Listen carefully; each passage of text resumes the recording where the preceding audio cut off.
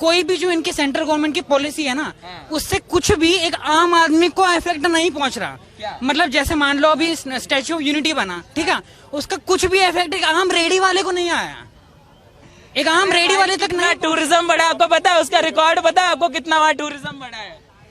कितना फायदा हुआ है टूरिज्म के लिए? चीजें नहीं, कौन सा पीएम बना दिया जाए कि अंदर से अस्थि पंजर मजबूत हो जाए। 2024 में तो पीएम मोदी जी बनेंगे, इसमें कोई डाउट नहीं है। मोदी जी के सामने अभी दूसरा कौन सा प्रधानमंत्री बना दिया जाए पता होनी जो अस्थि पंजर को मजबूत कर दे। नहीं, एक सेकंड, क्या नाम बताया था आपने? शरद हाँ जी। शरद जी। और मतलब शो वाली चीजें ही हो रही हैं अभी कुछ। मतलब सम्मान देना गलत है? मतलब क्या बोलते हैं उस चीज में नहीं, आयरन मैन को सम्मान देना गलत है? सम्मान देने मिल रहा है सम्मान देने वाली नहीं मैं बात कर रहा। कुछ ऐसी चीजें देश में हो रही हैं जो सिर्फ शो ऑफ के लिए हो रही हैं। लेकिन जो केजरीवाल चंद्र बोस की भी मूर्ति लगी इंडिया गेट पे, वो भी शो ऑफ है। उससे एक आम, ठीक है, हमारा दिल्ली है, कैपिटल है, वो नजर अच्छा आना। क्या फायदा होता है आम को? कौन सी चीज से फायदा होगा? जितनी भी दिल्ली गवर्नमेंट की पॉलिसी है ना, एक आम आदमी के दिल को टच कर रही है। कम से कम 7 से 8 हजार का जो बजट है ना, वो एक आम आदमी बचा पा रहा है, अपने डेली वेजेस निकाल पा रहा है। मतलब एक महीने की अपनी, अगर कहीं टूरिज्म जनरेट हो रहा है तो उससे आम आदमी पार्टी को, आम लोगों को फायदा नहीं हो रहा। मगर ये जो बोला, आपको पता है केंद्र सरकार कितने एम्स बना चुकी है? आपको पता है कितने एम्स बने थे? आपको पता है उससे क्या आम लोगों को फायदा नहीं हुआ? आपको पता है दिल्ली में कितने अस्पताल बने हैं भैया? पर दिल्ली में तो हर चीजें, कितने अस्पताल बने हैं? मैं राजीव कौशिक हूँ, एक्स इंडियन एयरफोर्स, बाकायदा दिल्ली में पैदा हुआ और दिल्ली की रग रग से हम वाकिफ हैं। एक मुहावरा है, जिसका काम उसी को साजे। तो अरविंद केजरीवाल जी एक अच्छे आईएएस कैडर के रेवेन्यू ऑफिसर हुए, ठीक है, उनको उसी लेवल पे रहना चाहिए था। पॉलिटिक्स बनने के लिए बहुत सारी नीतियां होती हैं, और अगर इन्हें कुछ काम करना है तो दूसरी पार्टी से कॉम्पिटिशन नहीं करना। हम जो दिल्ली वाले हैं आज जो सफर कर रहे हैं, मैं कहता हूँ आज छोटे तबके के लिए अच्छा किया, कुछ मेडिकल्स के लिए अच्छा किया, लेकिन कोरोना काल में डॉक्टरों को देने के लिए इनके पास मंथली उनकी तनख्वाह नहीं थी। अगर इनको फ्री में चीज देनी थी तो लेडीज को कम से कम किराया अगर 10 रुपए तो 5 रुपए लेते, एहसान भी नहीं होता, सब्सिडी दे देते हैं उन लोगों को। हाँ, लेकिन आने वाले टाइम में जो जागरूक हैं, पढ़े लिखे हैं, एक्चुअल दिल्ली वाले हैं, वो डेफिनेटली बीजेपी को ही देंगे। बीजेपी एक नेशनल पार्टी है, ये एक लोकल पार्टी है। इनका एक अरविंद केजरीवाल व्यक्तित्व में अच्छे हो सकते हैं, लेकिन जो इनकी टीम है वो काफी कमजोर है। नरेंद्र मोदी से मुकाबला करना उस व्यक्ति से जो आध्यात्मिक रूप से बहुत सशक्त है, धार्मिक रूप से बहुत सशक्त है, संस्कारी है, और उसको ऊपर प्रभु की कृपा भी है। उसने नीचे से उठ के ऊपर तक देखा है। हम फौज में थे, जब फौज में फौजी मर जाता है तो उसकी विधवाओं को 3,500-4 हजार रुपए मिलते थे महीने के, लेकिन अब 27,000 रुपए पेंशन आती है। असम में एक डिब्रूगढ़ जगह है, डिब्रूगढ़ से अगर अरुणाचल जाना पड़ता था तो 8 घंटे का चक्कर लेना पड़ता था। नदी है बीच में, ब्रह्मपुत्रा। अब वो पुल बनने से सिर्फ 1 घंटे में ट्रक आर्मी के चले जाते हैं। अगर लड़ाई होती है, हम 8 घंटे लेट नहीं पहुंचेंगे, हम 1 घंटे में पहुंचेंगे, और करोड़ों रुपए का साल का डीजल बचता है, ठीक है। आज एक रिक्शे वाले का कंपलसरी बैंक अकाउंट है, अगर भगवान ना करे उसको चोट लग जाए या मर जाए, उसकी वाइफ को प्रधानमंत्री बीमा योजना से अगले दिन पैसा मिलेगा।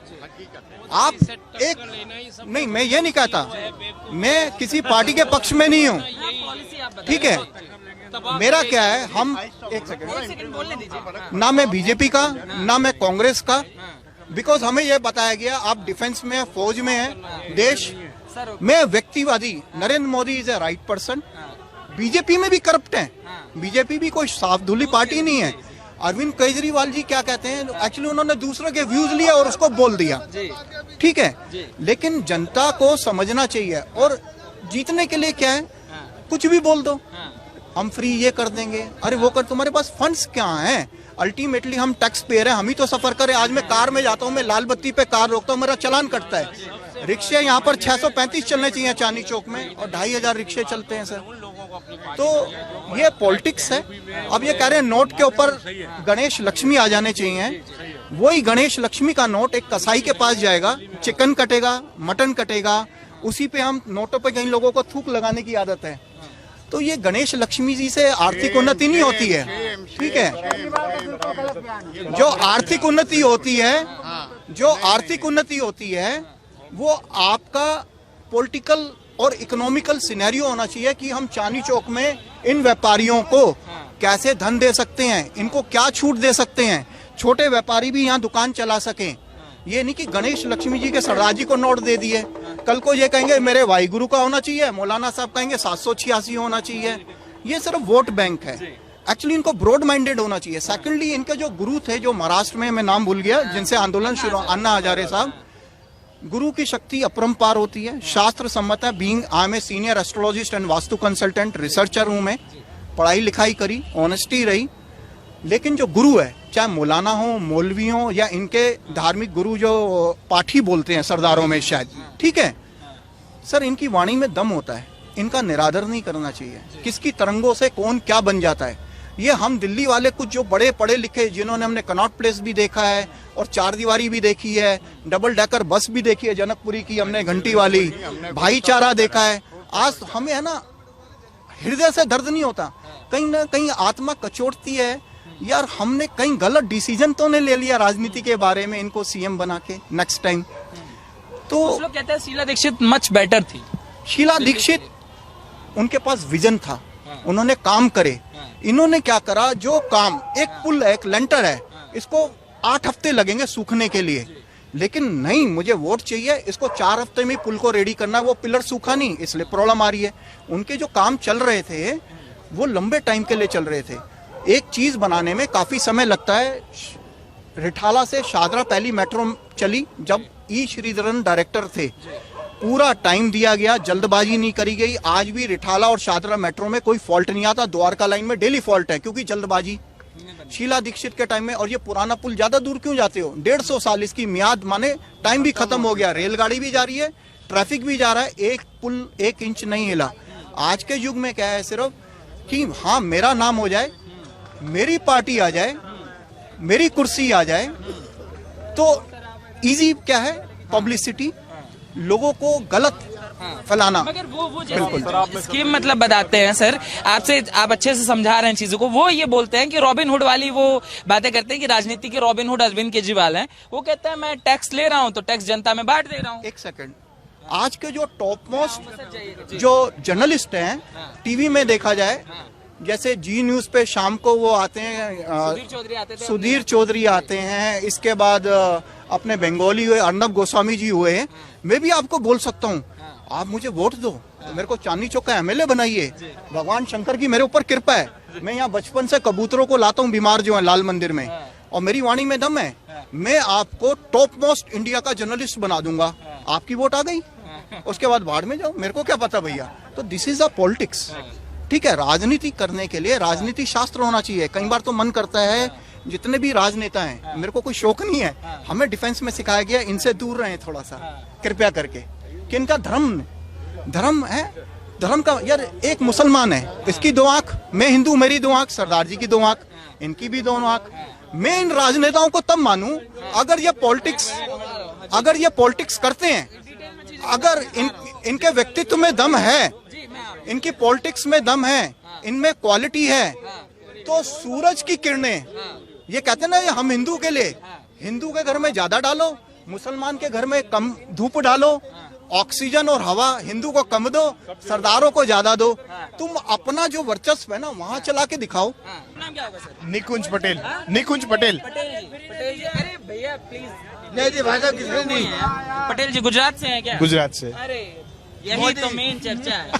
पटेल जी एक बात बताइए, अभी देश में जो है गुजरात सबसे बड़ा चर्चा बना हुआ है, और ये बोला जा रहा है कि 2022 का जो चुनाव है वो 2024 के समीकरण को रखेगा, सेमीफाइनल भी बताया जा रहा है। तो क्या अब जो गुजरात जो गढ़ था भाजपा का, जाने वाला है आम आदमी पार्टी जो दावे कर रही है? कुछ नहीं होगा।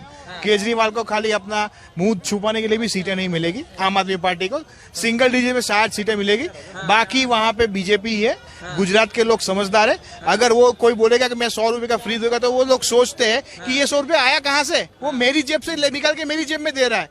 ऐसे कोई उल्लू बनने वाला है नहीं। वहाँ पे बीजेपी है, बीजेपी ही रहेगी। हमने केजरीवाल तो ये दावे कर रहे हैं कि हम तो प्रधानमंत्री बनने जा रहे हैं। अरे उसकी योग्यता ही नहीं है। ऐसे फ्री की रेवड़ी बांट के कोई पीएम नहीं बन सकता। उसके लिए विजन चाहिए, लोगों को काम। मोदी जी ने और बीजेपी ने 10 सालों में काम करके दिखाया है, 8 सालों से, आपके सामने है परिणाम। अपनी आज की विदेश नीति देखिए, ऐसी तो कभी नहीं थी पहले। अभी सभी जगह पे लोग इंडिया को रिकॉग्नाइज कर रहे हैं। मगर वो तो गुजरात में जाके ये कहते हैं, अरविंद केजरीवाल ऐसे कहते हैं कि जीरो काम हुआ है, जीरो काम हुआ है। हमने तो मेन काम दिल्ली में अंकल जी ऐसा कुछ नहीं है, ऐसा कुछ नहीं है। गुजरात में लोग पढ़े लिखे लोग हैं, समझदार लोग हैं, वो लोग समझते हैं, सोच समझ के वोटिंग करेंगे। कुछ नहीं है, केजरीवाल को कुछ नहीं है। वहाँ पे बीजेपी है और विपक्ष में कांग्रेस ही है। जैसे बीजेपी का कोर वोटर है, वहाँ पे कांग्रेस का भी कोर वोटर है, वो भी खिसकेगा नहीं। बीजेपी का वो बीजेपी में रहेगा, कांग्रेस का कांग्रेस। आम आदमी पार्टी को कुछ वो जो फ्री वोट्स है वो मिलेंगे, बाकी कुछ नहीं मिल रहा। साथियों से एक चीज समझने की जरूरत है। जब कल अरविंद केजरीवाल ने जो कल कहा, आपने सुना होगा कि माता लक्ष्मी की और भगवान गणेश जी की तस्वीरें लगाई जाए नोट के ऊपर।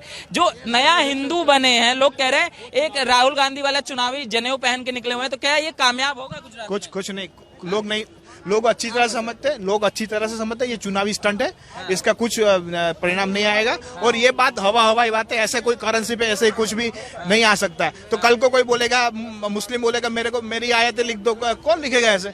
ये सब हवाई बात है, ऐसा कुछ नहीं होगा। जो देश आजाद हुआ उसमें मेरा जन्म नहीं हुआ, ठीक है। जो देश आजाद हुआ है ना, जो पूरी तरह से अब आजाद हुआ है, अब मोदी जी की सरकार में हुआ है। ऐसा आपको क्यों लगता है? मैं कश्मीर में फंसा था, कश्मीर में मुझे काट के फेंक देते। हाँ जी। कब फंसे थे आप?